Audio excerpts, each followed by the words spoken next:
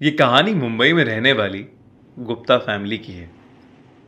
Mister Gupta अक्सर काम के चलते घर से दूर रहते थे। मिसेस गुप्ता को इसकी आदत तो थी, पर दो छोटे बच्चे, नया फ्लैट, नई जगह, अकेले मैनेज करना थोड़ा मुश्किल हो रहा था।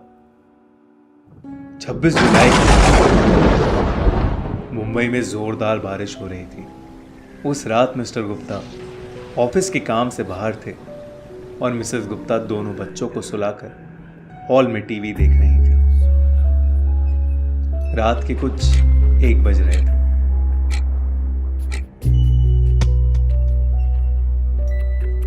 उन्हें लगा कि शुभम रात में उठ के कुछ मस्ती कर रहा है, तो वो गुस्से में बोली, शुभम, तू सोया नहीं अभी तक? पर वहां शुभम नहीं, बल्कि एक 18-19 साल का अजीब सा दिखने वाला लड़का। मिसेस गुप्ता थोड़ा डर गई कि ये लड़का छोटे बच्चों की तरह अजीब अजीब हरकतें क्यों कर रहा है। जैसे ही वो उस लड़के की तरफ आगे बढ़ी, वो लड़का सीधा बच्चों के कमरों में चला गया। वो उसके पीछे पीछे अंदर गई और उसे बहुत ढूंढा, पर वो कहीं नहीं मिला। फिर जैसे ही उन्होंने बच्चों के कमरे की अलमारी खोली, वो लड़का वहीं था। मिसेस गुप्ता ने तुरंत अपने हस्बैंड को फोन किया, लेकिन फोन में नेटवर्क ही नहीं था और कोई दरवाजे को जोर जोर से खटखटाने लगा। मिसेस गुप्ता ने हिम्मत करके जैसे ही दरवाजा खोला, वैसे ही एक बूढ़ी सी औरत हाथ में फावड़ा लिए बच्चों के कमरे की तरफ बढ़ी। मिसेस गुप्ता भी उसके पीछे पीछे अंदर भागी। रुक जाओ, कौन हो तुम? क्या चाहिए तुमको? रुक जाओ। उस औरत के अंदर घुसते ही दरवाजा बेहद जोर से बंद हुआ। मिसेस गुप्ता ने जैसे ही दरवाजा खोला, उन्होंने देखा कि बालकनी में वो औरत उसी लड़के के साथ रेलिंग पर खड़ी है। उस औरत ने मिसेस गुप्ता को मुड़ के देखा और लड़के को लेकर नीचे कूद गई। मिसेस गुप्ता को कुछ समझ नहीं आ रहा था। उन्होंने तुरंत अपने दोनों बच्चों को वहां से उठाया, गाड़ी की चाबी ली और अपने एक फैमिली फ्रेंड के घर चली गई। पता करने पे मालूम हुआ कि उस बिल्डिंग की कंस्ट्रक्शन के समय 26 जुलाई 2005 को एक औरत और उसका मानसिक रूप से बीमार एक लड़का 25वें माले से नीचे गिरकर मर गए थे। वो फ्लैट आज तक खाली पड़ा है और कोई इस घटना को सुन के वहां नहीं रहना चाहता। बारिशों के मौसम में पानी की बौछार और ठंडी हवाएं जितनी सुहानी होती हैं, सड़कें उतनी ही सुनसान और खतरनाक। आज की कहानी हमारे एक व्यूअर अजीत के साथ हुई एक सच्ची घटना पर आधारित है। मेरा नाम अजीत है और अगस्त 2016 में मैं अपने ऑफिस के एक दोस्त कार्तिक के साथ दिल्ली से मनाली जा रहा था। हम दोनों को पहाड़ों पर घूमने का बहुत शौक था और बारिश के मौसम में रोड ट्रिप का एक अलग ही एक्सपीरियंस होता है।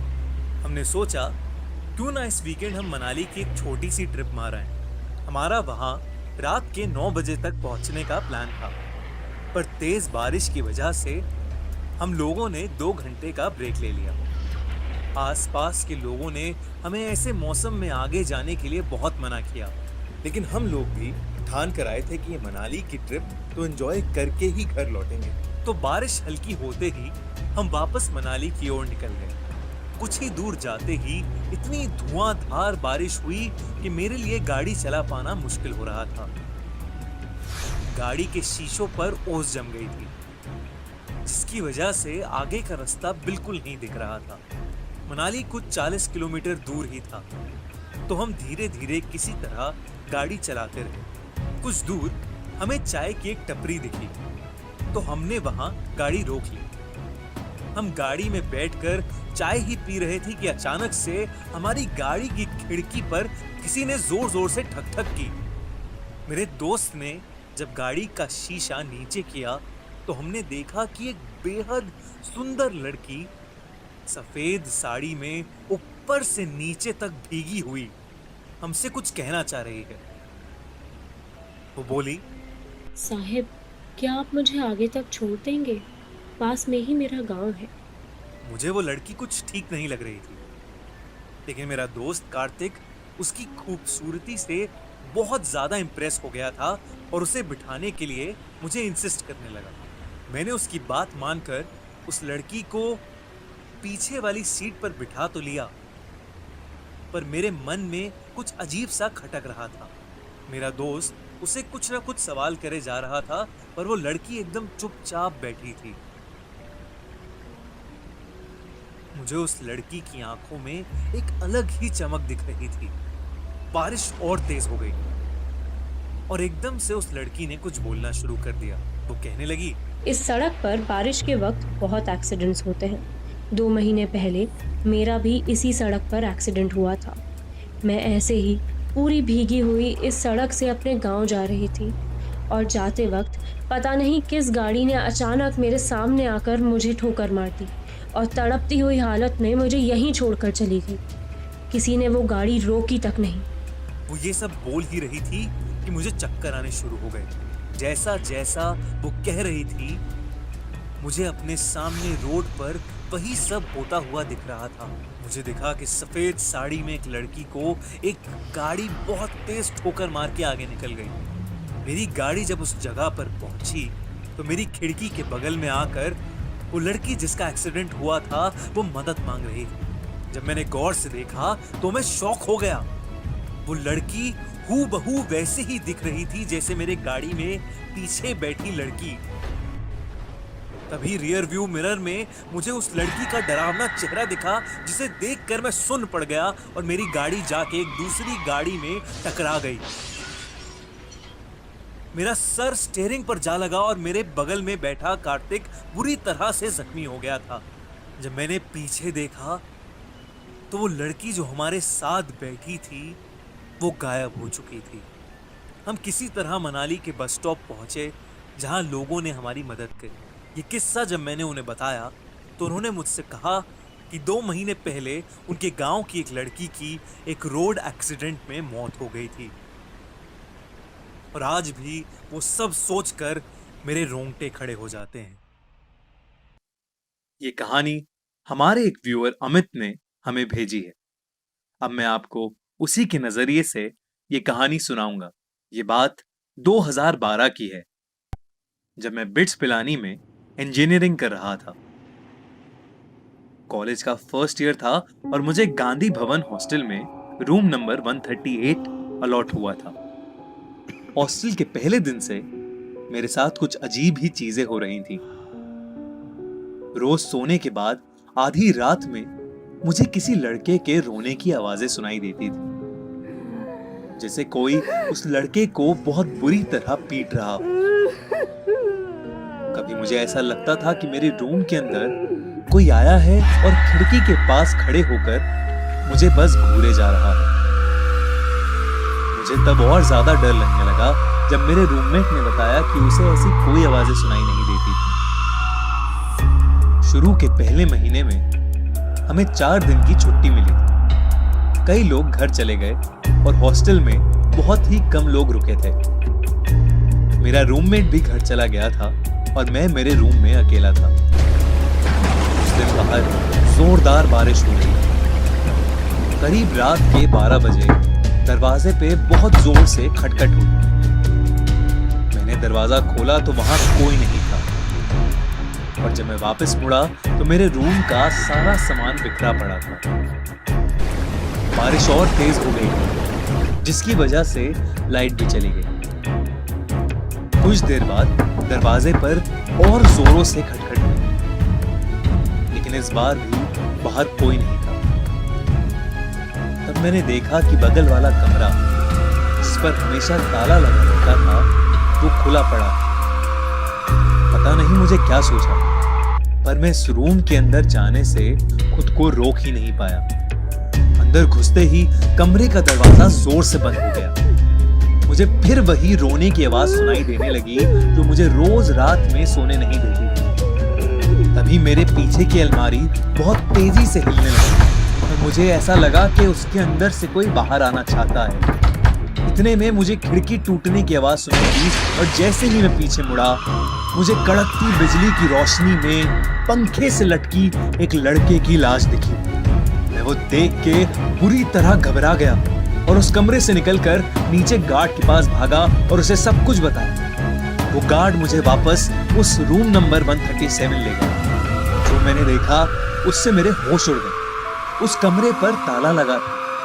गार्ड ने मुझे बताया कि वो रूम पिछले 15 सालों से बंद पड़ा है। उसने बताया कि यहाँ एक लड़का रहता था जिससे यहाँ एक प्रोफेसर की बेटी से प्यार हो गया था। प्रोफेसर को उनका रिश्ता बिल्कुल भी मंजूर नहीं था और कल्चरल फेस्ट के एक दिन उस प्रोफेसर ने उस लड़के को पंखे से लटका कर मार डाला और उस लड़के का नाम भी अमित था। ये सुन के मैं पूरी तरह दंग रह गया। मैंने अगली सुबह ही अपना हॉस्टल चेंज कराया। उस रात के बाद मेरे साथ ऐसा किस्सा फिर कभी नहीं हुआ, लेकिन फिर भी मेरे अंदर उस हॉस्टल के सामने से गुजरने की हिम्मत कभी नहीं हुई। जब एक न्यूली मैरिड कपल स्नेहा और प्रणय अपनी वीकेंड आउटिंग के लिए लोनावला जा रहे थे, रास्ते में बहुत तेज बारिश शुरू हो गई और उनकी कार एक गड्ढे में जा फंसी। दोनों ने कार से निकलकर देखा कि इंजन में कुछ कचरा फंस गया है। उन्होंने बहुत कोशिश की लेकिन वो कार स्टार्ट ही नहीं कर पा रहे थे। हाईवे के एक किनारे एक पुराना सा कॉटेज था। बहुत रात हो चुकी थी और बारिश थी कि रुकने का नाम ही नहीं ले रही थी। तो उन्होंने सोचा कि वो दोनों आज रात उस कॉटेज में ही रुक जाएंगे और सुबह कार ठीक करवा के आराम से लोनावला चले जाएंगे। बारिश की वजह से उन दोनों के शरीर पर काफी कीचड़ लग गई थी। जैसे ही उन्हें रूम मिला तब उसने देखा कि ना ही शावर और ना ही बाथरूम का नल काम कर रहे हैं। उन्होंने रिसेप्शन पर कई बार फोन लगाया लेकिन किसी ने भी फोन नहीं उठाया। प्रणय बहुत गुस्से में नीचे रिसेप्शन तक गया। उसने देखा कि रिसेप्शनिस्ट ईयरफोन लगा के मोबाइल पर कुछ देख रहा था। प्रणय ने उसके हाथ से फोन छीना और उसे बहुत सुनाया। वो उस रिसेप्शनिस्ट पर चिल्ला ही रहा था कि उधर उसकी वाइफ स्नेहा को अचानक शावर से पानी गिरने की आवाज आई। जब वो बाथरूम में गई तब उसने देखा कि पानी आने लगा था। उसे लगा कि प्रॉब्लम सॉल्व हो गई है और वो दरवाजा बंद करके नहाने चली गई। कुछ देर बाद उसे रूम के मेन डोर खुलने की आवाज आई। उसे लगा कि प्रणय वापस आ गया है। जब उसके बाथरूम के दरवाजे पर ठक ठक हुई, उसे लगा कि प्रणय उसके बाथरूम के दरवाजे को खटखटा रहा है। उसने बोला कि वो अंदर है और जल्दी से नहा कर आ रही है, लेकिन दरवाजे की ठक ठक और तेज हो गई। स्नेहा को लगा कि शायद उसकी आवाज बाहर तक नहीं जा रही, तो उसने शावर बंद करने का ट्राई किया, लेकिन वो शावर बंद ही नहीं हो रहा था। अचानक उसमें से काले रंग का पानी निकलने लगा। स्नेहा ने तुरंत अपना टॉवल पहन लिया। बाथरूम में गर्म पानी की भाप की वजह से सब धुंधला धुंधला हो गया था। स्नेहा ने जब अपना पर्दा हटा के देखा तो उसे दिखा कि बाथरूम का दरवाजा खुला पड़ा था। उसे कुछ अजीब सा लगा। वो दरवाजा बंद करने के लिए जैसे ही आगे बढ़ी, वैसे ही उसे लगा मानो जैसे पीछे से उसे किसी ने पकड़ लिया हो। बाथरूम की लाइट्स भी अचानक फ्लिकर करने लगी। स्नेहा ने घबराते हुए जब पीछे मुड़ के देखा तो वो सुन्न पड़ गई। उसने देखा कि शावर से निकलता हुआ काला पानी एक बहुत ही बड़ी काली परछाई में बदल गया था। स्नेहा डर के मारे बहुत जोर से चीखी। उसकी चीख सुनते ही प्रणय भागा भागा वहां आया। उसने देखा कि बाथरूम का दरवाजा खुला पड़ा है और स्नेहा टॉवल लपेटे नीचे फर्श पर बेहोश पड़ी है। प्रणय ने जब पर्दा हटा के देखा तो वहां कोई नहीं था, लेकिन बाथटब के एक कोने में एक चाकू पड़ा था, जिसे देखकर प्रणय पूरी तरह सहम गया। उसने उस चाकू को उठाया और वो चाकू अपने हाथ में लेके वो जैसे ही मुड़ा, तभी शीशे में उसे अपना एक भयानक चेहरा दिखा, जिसे देख के उसके हाथ से चाकू नीचे गिर गया। उसने वापस शीशे में देखा तो वहां कुछ नहीं था। उसने जल्दी से स्नेहा को कपड़े पहनाकर बेड पर लेटाया। जब स्नेहा को होश आया तो उसने पूरा किस्सा प्रणय को बताया। वो दोनों उसी रात एक कार बुलवा के वापस अपने घर आ गए। उन्हें आज तक समझ नहीं आया कि उनके साथ क्या हुआ था। क्या उस कॉटेज में कोई मर्डरर या रेपिस्ट था, या कोई भूत था जो उन्हें सता रहा था।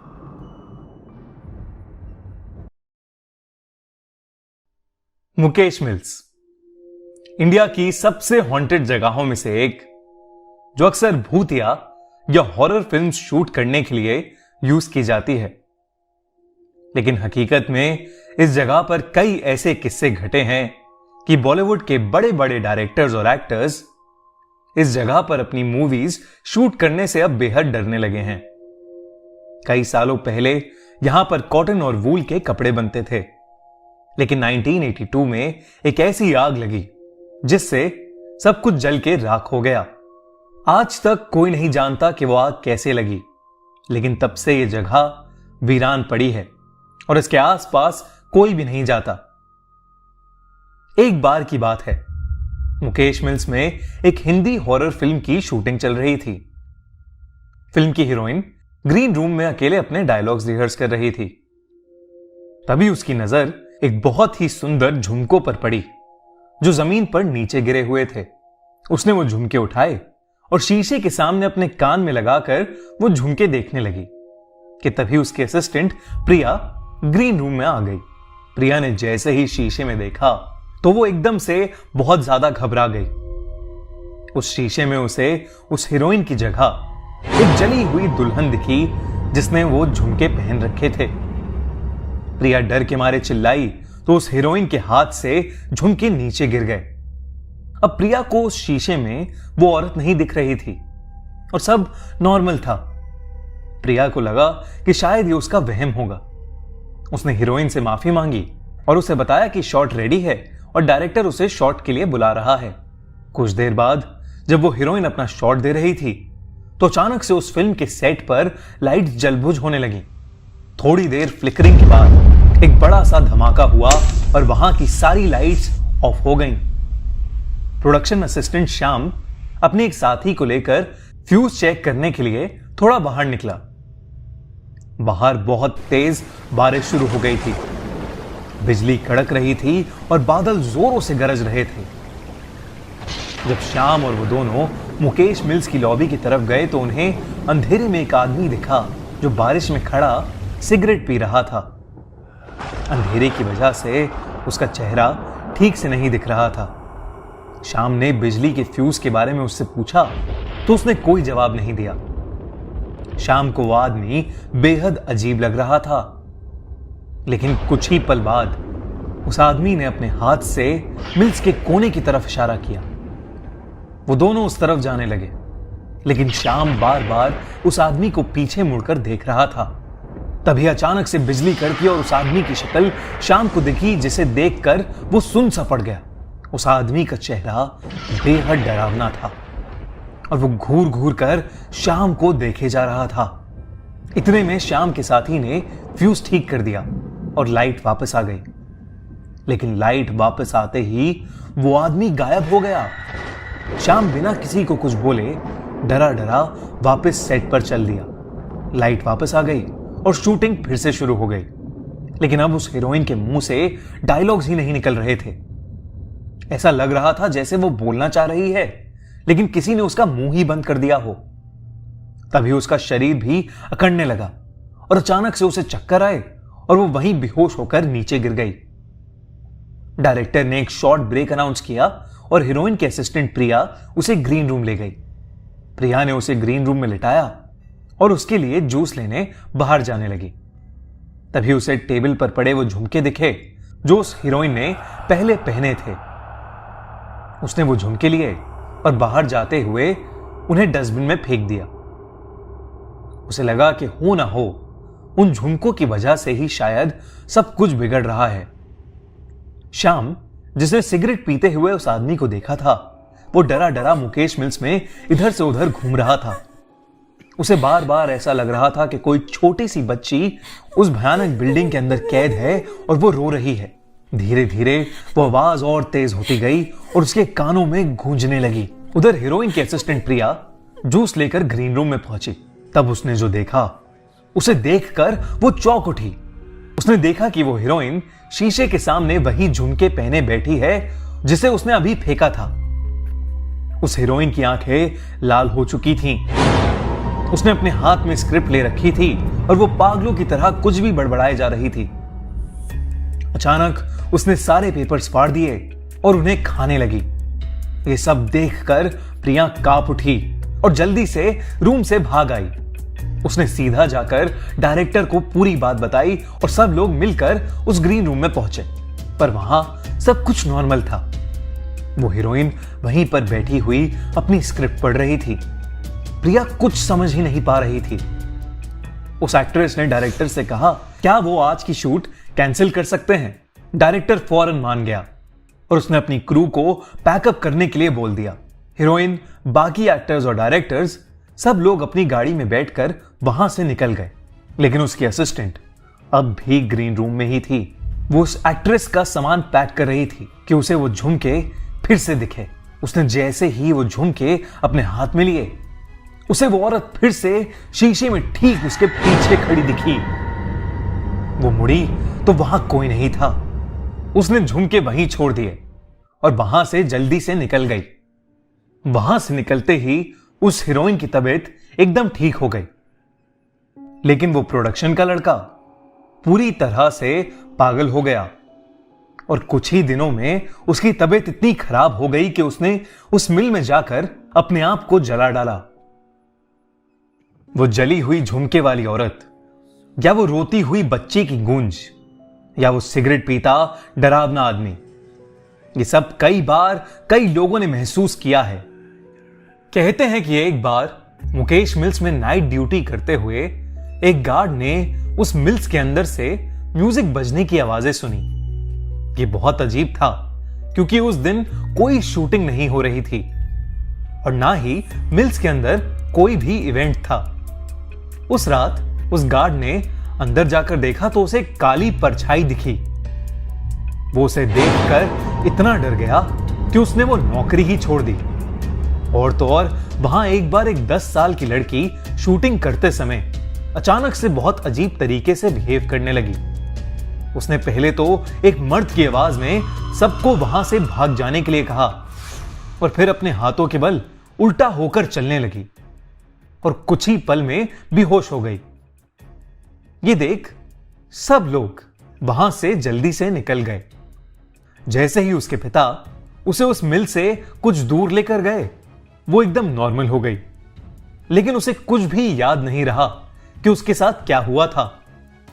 मुकेश मिल्स की ऐसी कई कहानियां हैं और वहां ऐसे कई राज छुपे हैं, लेकिन मुकेश मिल्स का सच कोई नहीं जानता।